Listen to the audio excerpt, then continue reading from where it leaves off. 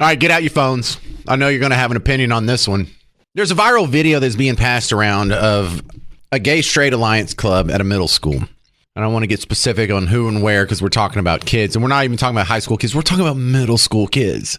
And in this gay straight alliance, they were introducing the officers in the group. So the president, the vice president, the treasurer, the secretary, all these important people. A couple things you can't see in the video. These kids look like babies. They look like they're 11, 12, maybe 13. Most of them have colored hair. They're all wearing masks. None of them are dressed normal for whatever normal is for a middle school kid. But the thing that makes me uncomfortable about it is that this group even exists. Period, point blank, end of story. Why do we have sexually themed clubs that include 11-year-olds? Maybe if there was like some after school program that mom and dad, participated with their kid with oversight standing next to them. I mean, that'd still be kind of weird, but this seems like a no-brainer. There's no way we should have this at public schools when their parents aren't there. Now, let me be clear. This is not an anti-gay angle. This is not an anti-trans thing either. I wouldn't want a club like this if they were promoting straight sex or hetero-themed club or whatever. This isn't about gay. This is just about sexualizing kids, period, point blank, end of story. Hell, I don't even think we should be having these kinds of clubs in high schools. But who the hell is okay with sexually themed clubs in middle school? I want to talk to you. Promise I'll be respectful. I just don't know any of you in my real life, and I've never had a conversation with someone who's like, yeah, we should be sexualizing 11-year-old kids. 800-288-9227. Tell me why I'm just being an irrational old man yelling at clouds. Get off my lawn. Please tell me I'm one of those guys. Explain it to me. 800-288-9227. So I want you to meet this gay student club in middle school. As weird as it sounds, I just want you to understand how young these kids look in this video. Listen to their voices. They're all like prepubescent. Hello, my name is Ace. I also go by Spade and Alex. A lot of people call me Marshmallow. I use any pronouns except for she, her, and I am the social media secretary of the Saline Middle School Gay Straight Alliance Club. This will be our first video, so we are doing a brief introduction of the membership. But other than that, have a good time here. Hi, I'm Jinx. I go by they pronouns, and I am the vice president of GSA, and I am Cal's father. Hi, my name is B. Pronouns they, them, and I'm GSA secretary. One little fact about myself is that I like public speaking. Hello, my name is Asher Rohan, depending on where you know me from. My pronouns are they, them, and I am the club treasurer. Fact about me is that I'm an artist. I like to draw digitally, and yeah, that's it. I'm Socks. I am the 8th grade representative of the GSA. I use she, they pronouns, and one interesting fact about me is that I was one of 3 cuttable characters in the play. Hi, my name is Clover. My pronouns change often, but if you don't know, just say they, them. I'm the 6th grade representative, and one fact about me is I love manga. The president did not want to be in this video, but their name is Cal, and they have purple and black hair, if you want to. That means... Bye! So all these kids had masks on. All these kids used fake names. No one was named Steve or Jessica. They were all named like Clovis and Flower or whatever the heck. They all had masks on, and they all had pronouns, none of which matched their biology. How hard does the grooming have to be before someone gets a little creeped out? How about math club? How about academic decathlon? Can we promote that? What are the scores of these people? How are their grades? This seems like such a superfluous, like not necessary part of the academic experience. Let's teach 11-year-olds butt stuff. Is that that's cool? Y'all are okay with that? Dude, if you want to do that to kids, if you want to teach kids the details about gay recreation, you need to go to jail. Do you think that the time these kids spend in the Gay Student Alliance really helps prepare these kids for a future career? Do you think this helps them? You think this is good for them? Because this looks like straight up grooming. Who would the sponsor be for this? Can you imagine a teacher like What kind of teacher wants to gather up all the gay kids in an after school club, just a social club anyway? And then you think about that and then you think, oh, wait a second. I know exactly the kind of person who'd be interested in gathering all the gay kids in a social club after school.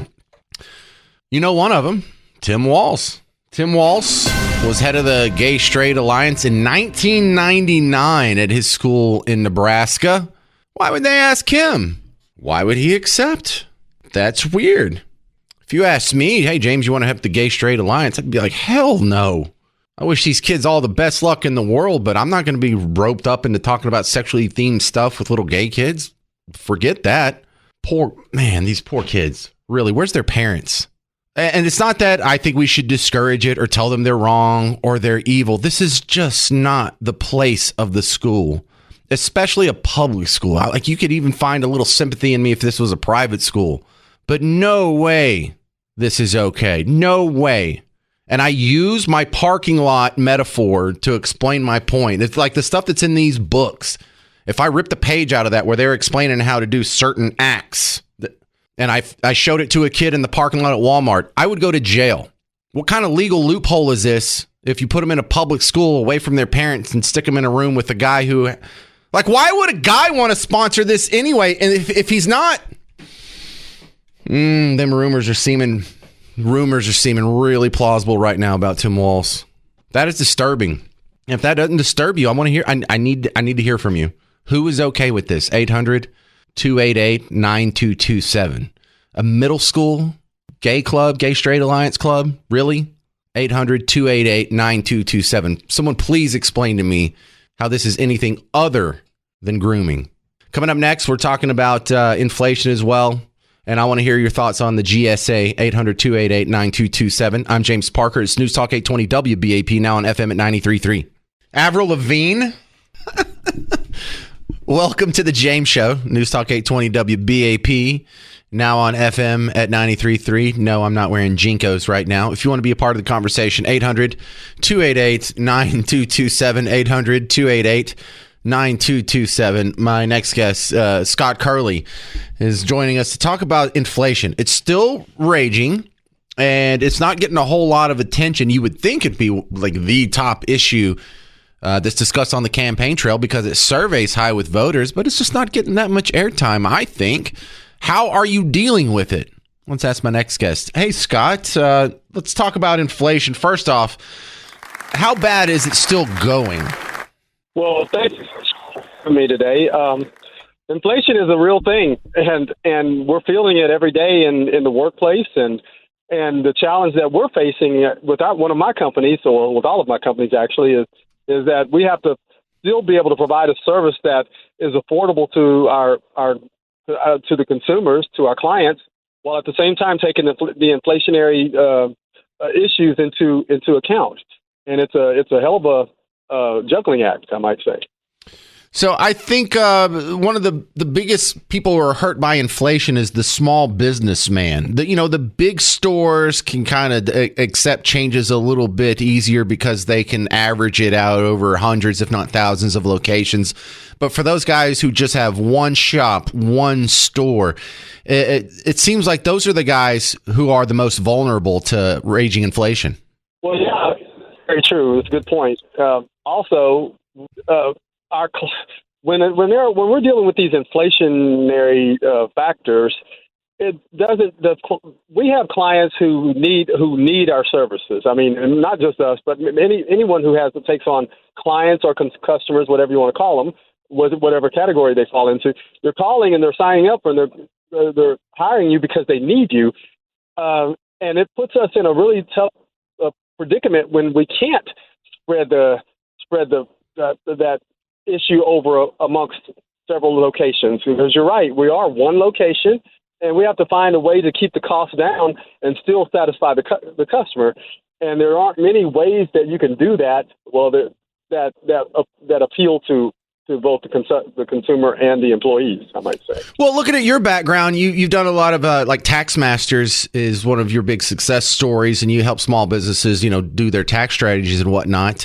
I think in a raging inflation environment, just how obvious it is that capital gains taxes are just inherently, there's something wrong with them, because even if something doesn't go up in value overall, nominally, it'll go up in value if you inflate the currency. And then when you sell that asset, you've got to be on the hook for the difference in price, even though the value of it is still the same as far as purchasing power. But that's really hard to sell on the nightly news. It is, and value is arbitrary. Value is just simply determined on what a group or an individual feels that a good or a service is worth at that given time. So many different factors that play into determining the value of a good or a service. But yeah, it's an ongoing struggle, and one that that the economic climate and the political climate is not really helping to subdue it at all, I must say. So what's some general words of advice, small business owners or self-employed people that are trying to survive in this high inflation environment? What do a lot of people do to give themselves a little relief?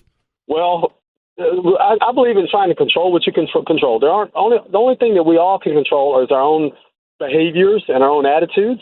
So I recommend to anyone, try to keep your head low, conduct good business, do the right thing, and let the cards fall, but just try to contribute to the solution and not the problem. All right. Talk about how they can find your work outside of WBAP, Scott Allen Curley.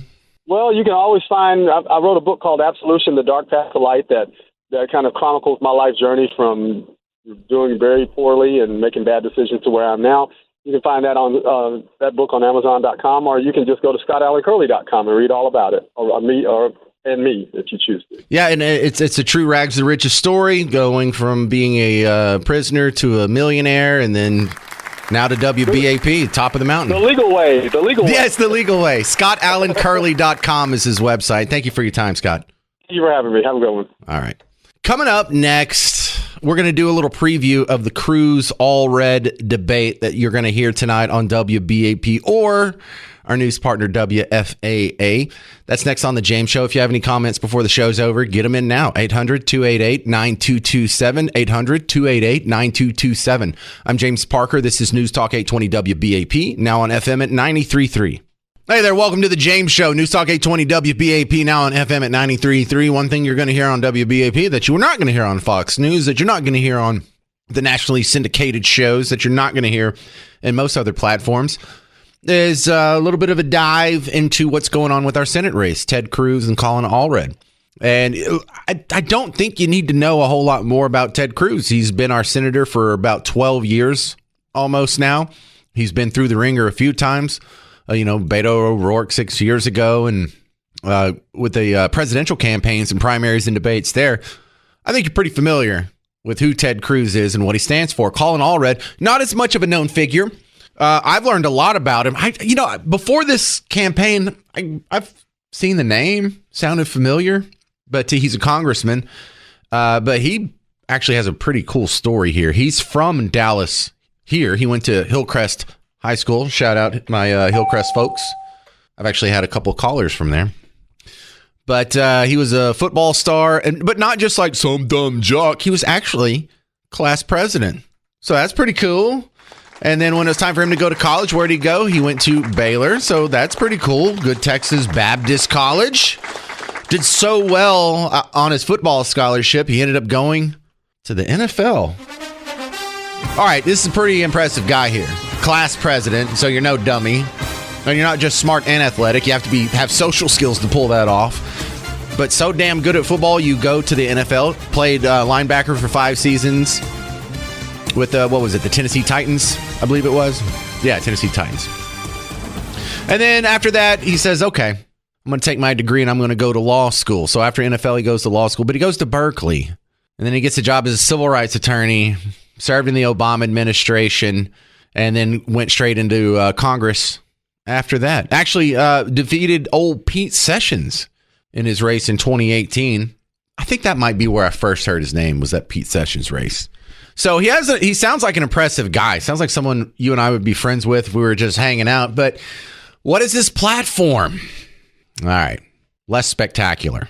But, well, it's what you expect for Team Blue. He loves abortion. Now, they call it, women's access to health care. Excuse me, Parker. It's just women's access to health. Like anyone's trying to stop them from getting some Benadryl or getting an MRI. No, this is for reproductive health rights. Reproductive health? You mean abortion? Because no one's trying to stop them from getting a pap smear either, sir. Anyway, you know the pablum. You know the regular back and forth on that one. But on education here in Texas, this is a big deal for us, but nothing he can really affect as a senator. It's just interesting to know that he is against school vouchers, Cruz-Allred. And he's, if you go through the rundown on WFAA, I got to give him credit. They do a pretty good job of trying to spell out his platform. But it's from a decidedly Team Blue angle. But you know that going in, and that's okay. WFAA, of course, they're going to have some people who are liberal and conservative working for them. And the person who wrote this article, clearly from Team Blue. But in their on-air product, I think WFAA does a really good job of keeping a balance, more so than a lot of other TV stations I've seen. So I'm not trying to needle them for that. I'm just saying if you go to WFAA.com and go through the rundown, there's a nice little rundown of his electoral history as well. So he is really the of the two, the more or the less known candidate. But I invite you to go check out that platform, especially if you're on the fence. We had the great caller last week, and you could hear it in her voice. She was in the evolutionary process where she had been voting Democrat all her life, but there's just been little seeds that have been planted over the years that are starting to sprout and mature, and she's questioning her worldview. And I really enjoy watching people go through that process because I think it's the most noble thing a human being can do that's super rare. Admit that you were wrong about something. You know how hard that is? People like that. Your dad might be like that. Because I've worked with people who, there was a dude I worked with for 7 years. Never once did he say, "Oh, I'm sorry, I was wrong. You were right." He never once said that. And I don't know if it was like a mental condition, but the people that can do that, I love those stories. And we've talked about them on the James Show over and over. Like a lot of these guys you see online and watching them evolve, most of them sort of away from Team Blue, not necessarily into Team Red, just pushed away by Team Blue. And I'm talking about like Ricky Gervais, Russell Brand, Joe Rogan. Who's the other one I was thinking of? David Rubin. There's a lot of these guys, and it's Bill Maher's kind of like that too. So it's been interesting to see. If you're interested in seeing this debate tonight, you're going to do your good citizen civic duty, be a well-informed voter.